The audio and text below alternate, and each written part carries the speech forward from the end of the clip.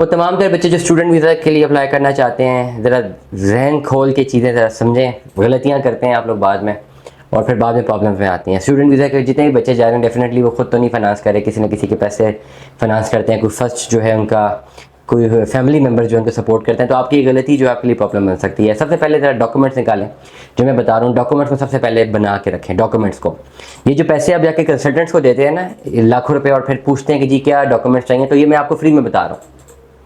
अपना valid ID लिख लें, पेपर पेन निकालें, वैलिड आईडी, वैलिड पासपोर्ट, 10 साल का पासपोर्ट बना के पहले रख लें, ठीक है।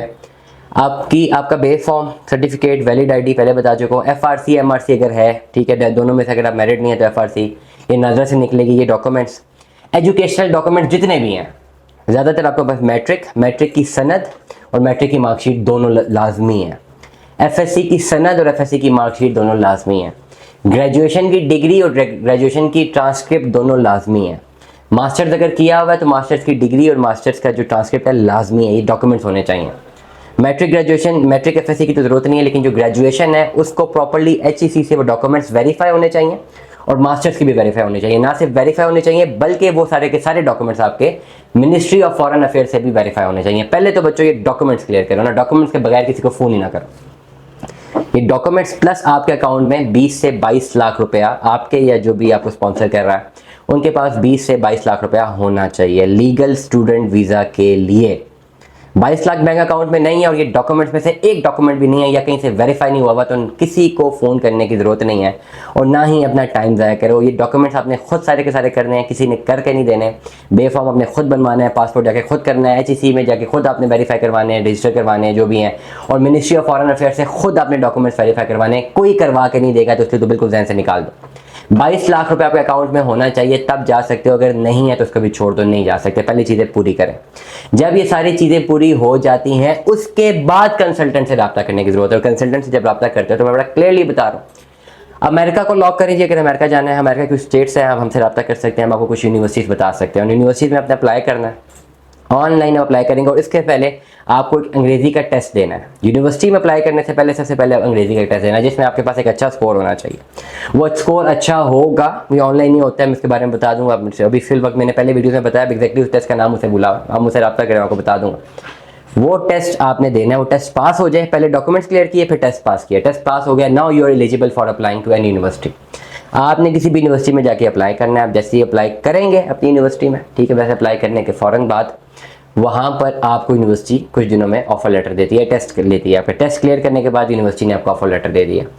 वो ऑफर लेटर और सारे के सारे डॉक्यूमेंट्स अब आपने लेके जाने एम्बेसी अप्लाई करना। एम्बेसी में बहुत सारे वीज़ा के ऑप्शन हैं। आपने ऑनलाइन अप्लाई करना होता है यूएस एम्बेसी में कि आपको स्टूडेंट वीज़ा दिया जाए 4 साल 5 साल का, क्योंकि आप स्टूडेंट हैं, आपके डॉक्यूमेंट्स हैं, आपने फ़लानी यूनिवर्सिटी में अप्लाई की और फ़लानी यूनिवर्सिटी ने आपको लेटर दे दिया, इसकी बेस पर आपको वीज़ा चाहिए।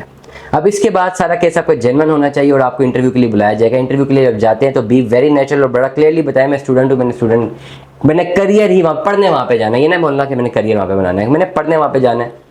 मुझे वहाँ पे क्वालिटी ऑफ एजुकेशन ज़्यादा पसंद है, मैं वहाँ पर रह के पढ़ना चाहता हूँ। 95% चांस है कि वीज़ा रिजेक्ट नहीं होता। अगर कुछ गलती करते हैं तो ये स्टूडेंट वीज़ा भी रिजेक्ट हो जाता है, सारे पैसे ज़ाया हो जाते हैं। तब जाके आपका जो है ओवरऑल आपका स्टूडेंट वीज़ा लगता है, वहाँ से आपका अप्रूव होता है और फिर आप आते हैं, आपको वीज़ा लग गया, फिर आपका वहाँ से जो है ऑफर लेटर भी हो गया। प्लस आप यूनिवर्सिटी में ये भी बताते हैं अपने इंटरव्यू में कि आप यूनिवर्सिटी की अकोमोडेशन में ही रहेंगे, भले आप रहे ना रहें, लेकिन आपने इंटरव्यू में बताना है। ये सारा का सारा प्रोसेस है जो कि ओवरऑल आपने ख्वारी काटनी है, मेहनत करनी है, और ये सारे प्रोसेस खुद करने पड़ते हैं। एक चीज़ बड़ी इंपॉर्टेंट है कि 20-22 लाख रुपए तो सारे प्रोसेस में आपका लगता है, जिसमें आपकी यूनिवर्सिटी की फीस है, टिकट्स हैं, बहुत सारी चीज़ें हैं। 20-22 लाख रुपए आपका लग जाता है, अप्रॉक्सीमेट फिगर बता रहा हूँ।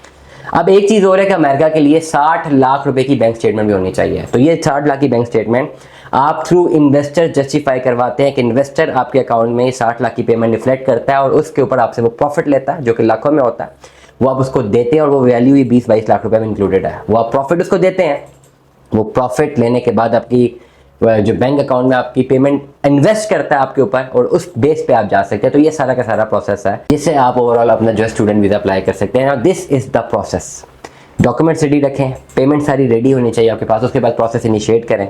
ये सारा का सारा प्रोसेस मैंने बता दिया, 2-3 महीने का प्रोसेस है, बड़ा कूल एंड काम प्रोसेस है। गलती नहीं करनी, गलती आपके लिए प्रॉब्लमेटिक हो गई, वहाँ यू डिसाइड कि हाँ आपको जाना चाहिए। स्टूडेंट वीज़ा में आप बाहर अगर जा सकते हैं, यू शुड गो।